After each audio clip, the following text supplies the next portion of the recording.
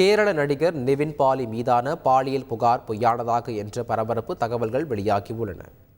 பட வாய்ப்பு தருவதாக கூறி வெளிநாட்டில் வைத்து நிவின் பாலி உள்ளிட்ட சிலர் பாலியல் ரீதியாக துன்புறுத்தியதாக சிறப்பு புலனாய்வு குழுவிடம் பெண் ஒருவர் புகார் அளித்தார். அதன் அடிப்படையில் நிவின் பாலி மீது வழக்கு பதிவு செய்யப்பட்டுள்ளது. இந்நிலையில் வெளிநாட்டில் வைத்து பாலியல் துன்புறுத்தல் செய்ததாக கூறப்படும் 2023ஆம் ஆண்டு டிசம்பர் 15ஆம் தேதி நிவின் பாலி கொச்சியில் தங்கியிருந்ததாக ஆதாரங்கள் கிடைத்துள்ளதாக கூறப்படுகிறது.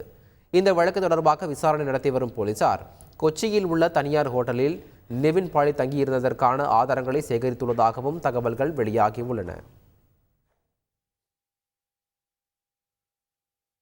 பாலியல் துன்புறுத்தல் தொடர்பாக நடிகை அளித்த புகாரின் பேரில் நடிகரும் எம்எல்ஏவுமான முகேஷ் மீது வழக்கு பதிவு செய்யப்பட்டிருந்த நிலையில் அவருக்கு முன்ஜாமீன் வழங்கப்பட்டுள்ளது. இந்த வழக்கில் ஏற்கனவே ஒரு வாரம் முன்ஜாமீன் வழங்கப்பட்ட நிலையில் தற்போது மீண்டும் முன்ஜாமீன் வழங்கப்பட்டுள்ளது.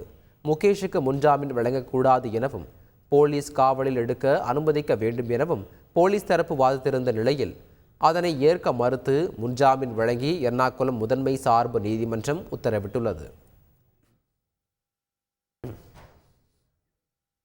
ஹேமா கமிட்டி அறிக்கை வந்த சூழலை பயன்படுத்தி பொய் குற்றச்சாட்டுகள் கூறப்படுவது அச்சம் தருவதாக கேரள திரைப்பட தயாரிப்பாளர் சங்கம் தெரிவித்துள்ளது.